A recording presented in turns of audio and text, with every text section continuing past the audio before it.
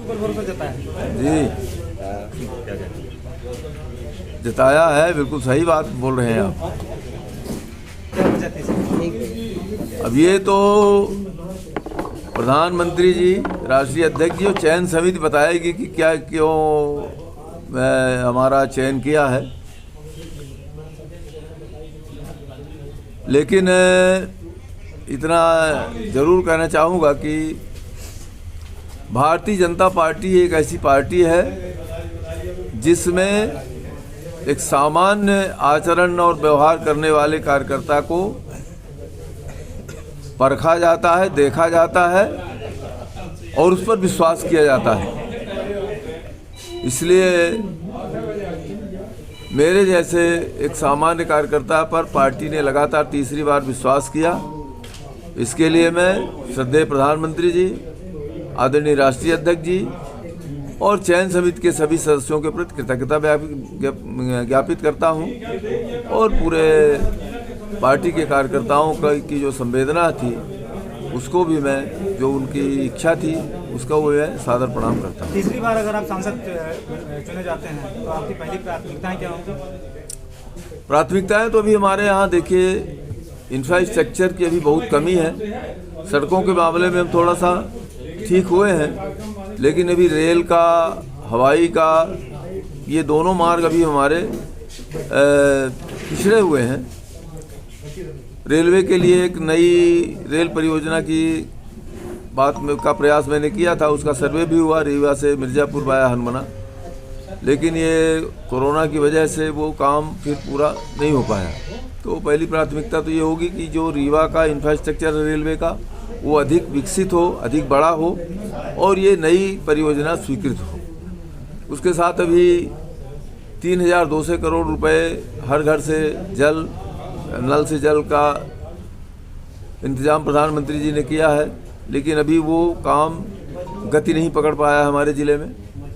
मेरा प्रयास होगा कि समय के अंदर हर व्यक्ति को, हर परिवार को नल से जल मिल सके। रीवा ज़िले में अभी मुश्किल से 38% रीवा कॉन्स्टिट्यूंसी में, रीवा ज़िले पुराना तो रीवा ज़िला, लेकिन अब रीवा लोकसभा में अभी मात्र 38% भाग में सिंचाई है। इसे 80-85% तक कैसे बढ़ाया जाए, इसके लिए भी प्रयास किया जाएगा। और मेरा जो एक ड्रीम प्रोजेक्ट है रीवा के बच्चों को, माताओं को कुपोषण से मुक्ति दिलाने का, उसके लिए मैंने मुनगा लगाने का काम प्रारंभ किया था, लेकिन ये उतना अच्छे ढंग से वो काम नहीं हो पाया। उसे भी इन वर्षों में मैं पूरा करने का प्रयास करूंगा कि एक जो कुपोषित माँ है, कुपोषित बच्चा है, उसको पूर्ण पोषण की एक ही दवा है, वो है मुनगा का फल, मुनगा का पत्ती, मुनगा का फूल। इसको जो माँ खाएगी, जो बच्चा खाएगा, वो कुपोषण से दूर रहेगा। उसका भी प्रयास करूँगा। ये अपनी निजी सोच है, निजी प्रयास होगा इसका। तो इस तरह से बाकी केंद्र सरकार की जो भी योजनाएं होगी उन्हें रीवा में वो आएँ, रीवा में के धरातल पर उनको पहुंचाया जाए, इसका भी प्रयास होगा।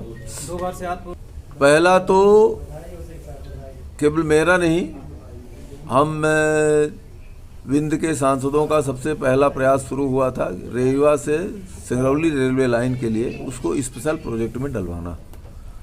और सीधी, सतना, रीवा और खजुराहो से नागेंद्र सिंह जी, हम चारों लोगों ने प्रयास किया था और वो योजना विशेष प्रोजेक्ट में सामने आई। और जिस साल 14 में इसको 13 करोड़ रुपए मिले थे, इस वर्ष 700 करोड़ रुपए मिले और आज ये परियोजना अब लगभग ऐसा लोगों में अब एक आशा बंधी है कि पूरी होगी।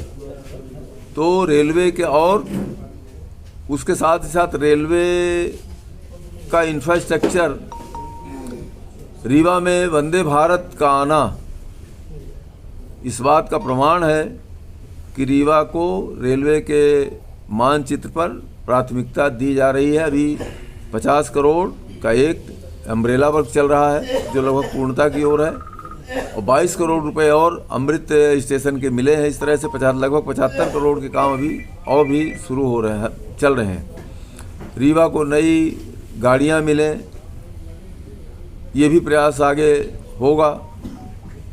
जितना संभव था उतना आगे किया, अब साउथ के लिए भी जोड़ने का प्रयास किया जाएगा। इस तरह से रीवा का ये इसमें होगा।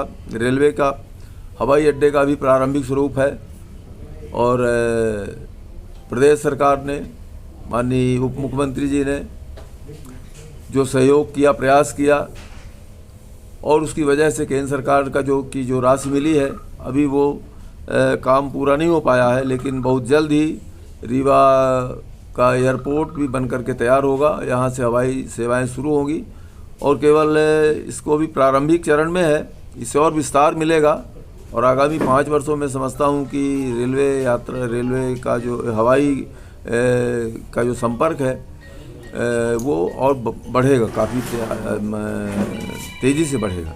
राहुल गांधी जी की न्याय यात्रा आज मध्य प्रदेश पहुंची है, कितना खतरा मानते हैं लोकसभा चुनाव में? जहाँ जहाँ पाँव पड़े संतन के, तहाँ तहाँ बनता ढार। बघेली में तो सुने ना, बस वैसे है राहुल गांधी का काम।